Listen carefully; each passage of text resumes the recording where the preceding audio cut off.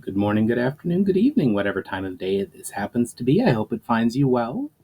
My name is John, and I'm an author, and I'd like to welcome you to my writing space. Getting started here on another Storytime Thursday, where I'm going to be reading the third chapter of my second book, And the Sunburned Red. As always, little plug for myself. It would really mean a lot for you to like, share, subscribe, check out my socials, check out my books, check out my website, all of that linked down below. That would really mean a lot, any support you happen to have with that. Without further ado, I'm going to go ahead and get started here. So, Chapter 3 In the Dancing Garden. Amjoh awoke from his restless sleep, rose from bed, and carefully stretched his injured shoulders. It had been 3 days since he had come to Ras Tonun, and his shoulder was already largely back to normal, but it was still tender to exertion.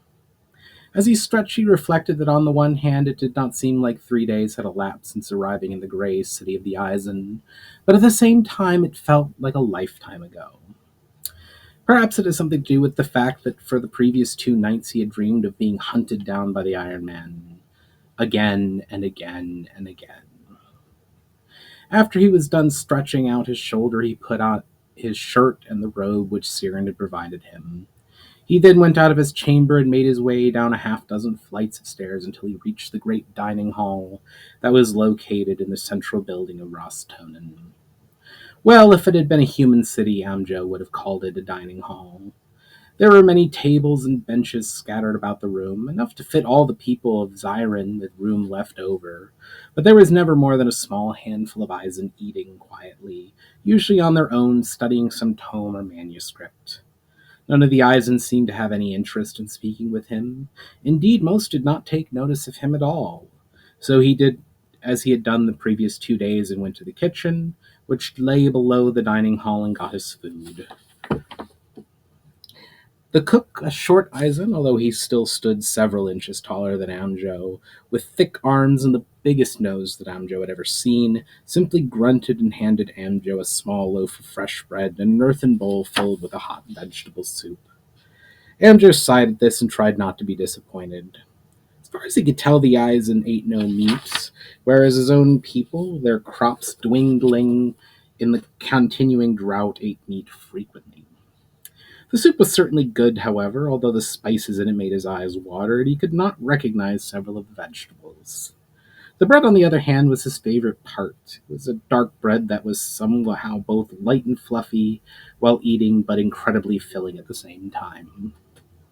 Andrew ate his food quickly on a balcony near the kitchen, and once he was full, he put the third of a loaf that was left over in one of the pockets of the robe for later, since food would not be served again until nightfall, and brought the empty bowl back to the cook, who nodded in approval on seeing the empty bowl and gave Amjoh a drink of ice-cold water before waving him out of the kitchen. Amjoh was puzzled by this and wondered whether the people of Ras Tonun had been ordered by their council not to speak to him, or they simply did not like to socialize. It was difficult for Amjoh having no one to talk to, for the people of Zyron were very social. They needed something to do during the hottest part of the day when working and doing anything outside was unpleasant and often dangerous. Therefore, Amjoh once more began exploring the city, which was a more difficult proposition than he anticipated.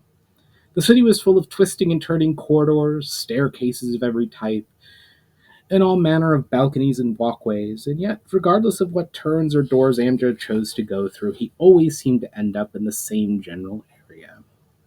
He was not sure whether or not the city had been designed to be a labyrinth, or whether there was something preventing him from finding things he was not meant to see.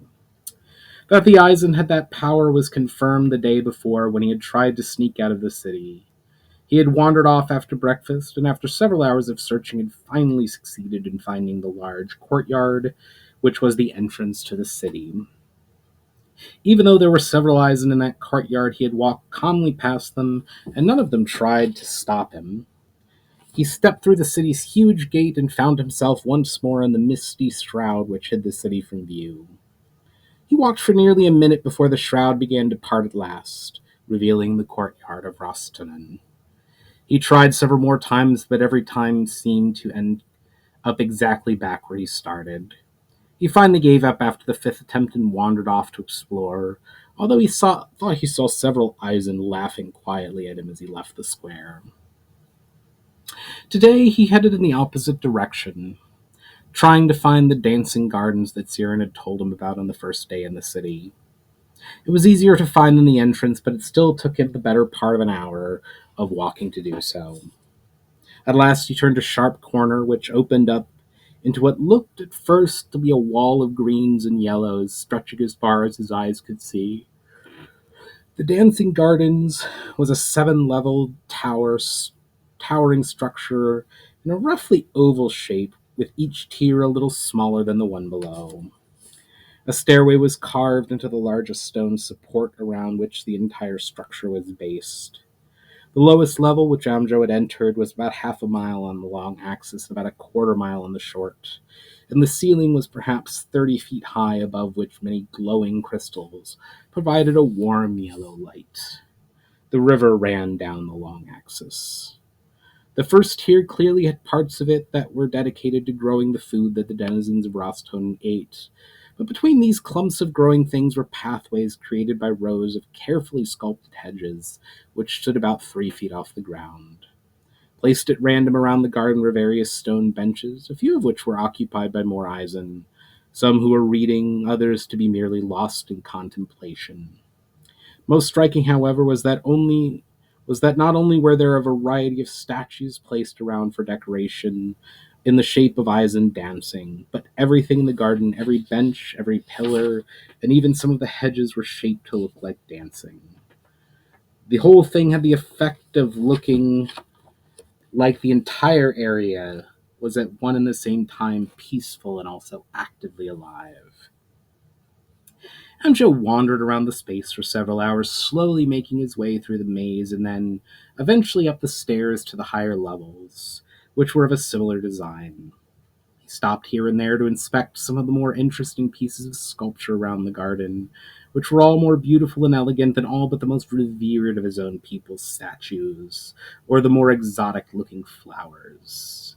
He was not sure what impressed him more, the statuary, the exotic plants, or the fact that they managed to get water to flow on the upper tiers, or the fact that somehow, even though the area was open air, that it was a good deal cooler than it should have been at the height of the day.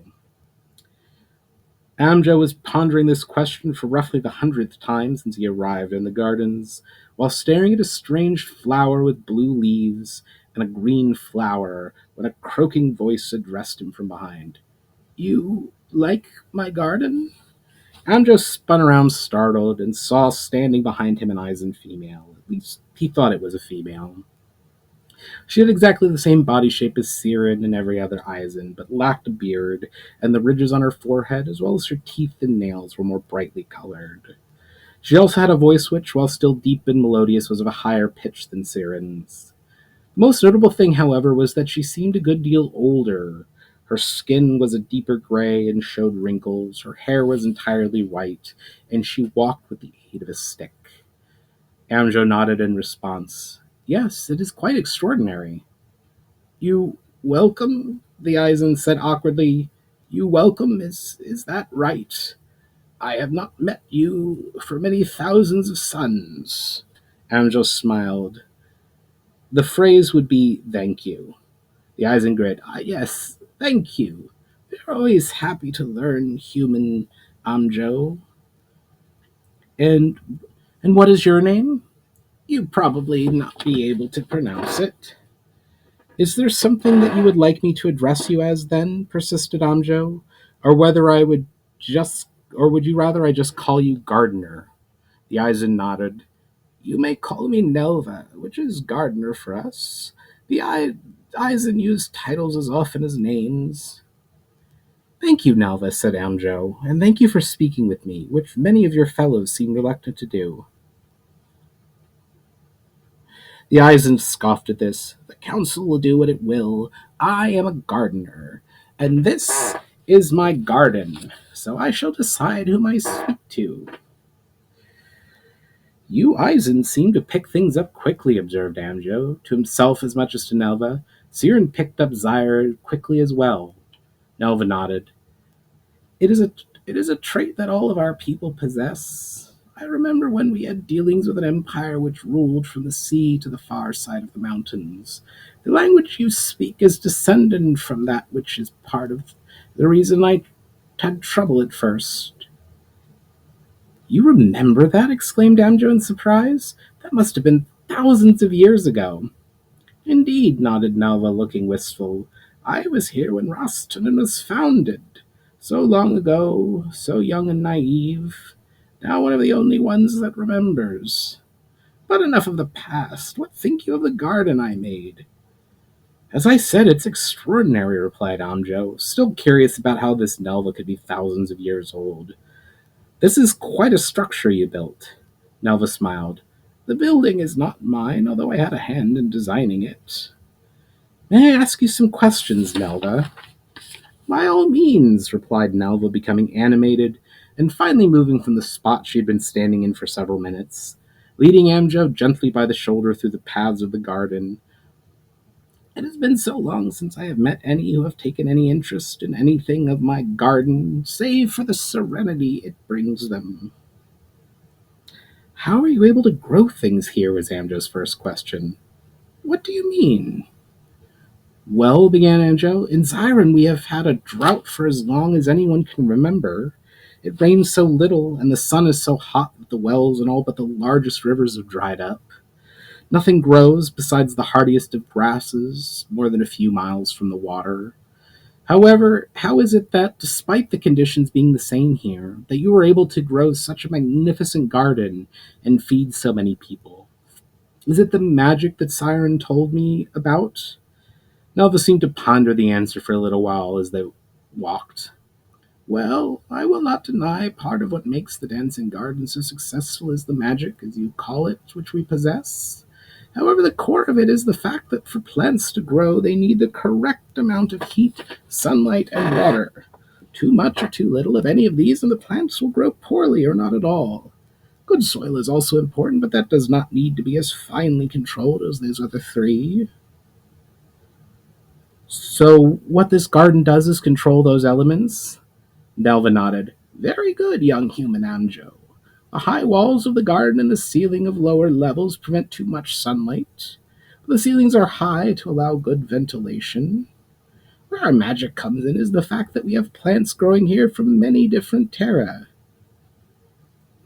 Could my people build something like this? Inquired Amjoh. Well, replied Nelva cautiously, I doubt such short-lived species as yourself would have the craftsmen necessary to build a structure on this scale. That was not what I was thinking of. Well, in that case, the basic idea is simple enough. Amjoh smiled. The only thing that would be lacking for my people is water then, I suppose. Nelva shook her head. Irrigation is a simple matter if you have a good water source. Unfortunately, the nearest river is more than a mile from the city, countered Amjoh. All our own wells have dried up, and the Iron Men raid too freely in the summer to build such a structure outside the city. Nelva by this point had maneuvered Amjoh to a secluded grove and sat down heavily upon a stone bench facing a tree, which possessed an orange trunk and silver leaves. There are ways you could bring the water to your city safely, and with the right knowledge you could probably find deeper wells in your city itself. And where would I come upon this knowledge? Ask Siren or one of the other scholars. Would they give me such information? Nelva shrugged. The information is harmless. I can think of no reason why they would not, assuming they do not decide you are to be killed, of course. Amjoh shifted uncomfortably on the bench, wishing to avoid thinking about the subject, and whether Nelvin noticed his wish to change the subject or not, she began to talk wistfully about the tree. Such an exotic and beautiful tree. The last one in our garden. The last reminder of home. Yes, interjected Amjoh, where is your home? Until 3 days ago I'd never heard of it, let alone seen an Eisan. A faraway terra, Nelva said wistfully. It does not matter. You mean some far place beyond the sea? Nelva shook her head sadly. If only it were so close. The Eisan are from a different terra altogether. Amjoh was very puzzled. I'm still not following you. A terra is a self-contained world with its own suns and moons and stars, its own gods and mountains and seas, its own rules and its own life. Each one is unique. There is no one other like it, and they are separated from each other by the vast swirling raw material of what you call magic, innate of everything, which we call Sia. Amjo gawped at her. I find that hard to believe, to put it mildly. Nelva smiled. How else do you explain us and all the wondrous flowers and plants which you have seen in the garden today? Amjo thought about this for a moment and shrugged. There is much of this world that I know so little about. How do I know that on the other side of the mountains there aren't green flowers, orange trees, and tall men? I suppose it doesn't matter one way or another where you are from. Good, young human, good. Stick to what you can see and prove. If you came here from some other terra, can you not return home? At this question, Nelva sighed and seemed to deflate as she did so. No, it is too late for that. Too late by far. All we can do is think and remember. You must forgive me, young human. I do not have the energy I once did. Leave me here and continue exploring. I must rest for a time. Amjo stood and bowed low to Nelva. Thank you very much for taking the time to talk to me and for all the ideas that you have given me. He waited for a response, but Nelva was gazing intently at the orange tree and seemed wholly lost in her thoughts. After a moment, he turned and walked away from the small grove and continued on to the path. He had barely gone 20 feet when he was interrupted by the voice of Siren. Did you learn anything of interest from the gardener? Inquired the Eisan, wearing a deep green robe today, as he unfolded from a bench near the grove and fell into pace with Amjo. I did, Amjo acknowledged. She taught me some things about the growing of plants that might prove extremely useful if I'm allowed to leave here. Siren nodded as if in approval and said, Is that all you learned from her? Amjo stopped in his tracks and looked intently at Siren. No, that is not all I learned of her. She told me some tale about how the Eisen are not from this world, but instead some came here thousands of years ago and now cannot leave. Siren nodded, responded solemnly, She spoke the truth. Did you not believe her? Amjo shook his head. Have the humans of this world really fallen so far in their knowledge that they have forgotten the existence of other terra, mused Siren? I thought such things were common knowledge, even though most humans never attain the opportunity, much less the power to actually visit another. Such matters are new to me, observed Amjo, but I cannot speak for all humans. There may be some wise men in Zyron or one of the other cities who knows something of it. Siren nodded at this, but did not share whatever he thought. Did you come here to find me? Indeed, replied Siren. I was told you had been here since this morning, so I was coming to give you a tour of the gardens. But you were already speaking with the Nelva when I found you. Why did you not join the conversation? Among the Eisen, joining a conversation you are not in from the beginning is considered quite rude. Well, then you can answer one question for me that I did not have time to ask the Nelva before she became lost in her thoughts. In her memories, corrected Siren. Our people can recall memories with perfect clarity as a kind of conscious dream. Some, such as Nelva, have rather a habit of becoming lost in them. But what is your question? What is magic? Siren took a deep breath. Putting this as simply as I can, there is elemental energy flowing through all things. My people call it the Sia. I believe humans refer to it as elemental energy or simply the power. While this energy passes through everything, there are some who have a special connection with it. Rare individuals among humans, but my entire race has such a connection, who can draw it into themselves, channel it, and shape it into specific patterns, which are called spells in your language. These weavings of energy can range in complexity and power from the smallest and simplest fireball to the most potent and elaborate curse. If that is the case, then why did you express surprise when I had not heard of magic? if only rare individuals among humans can use it. Siren sighed, my concern stems from two things. The first is that while mages are a rarity amongst humans, there should still be one out of every several hundred of you born. So you should at some have some in your society with this power. And the second?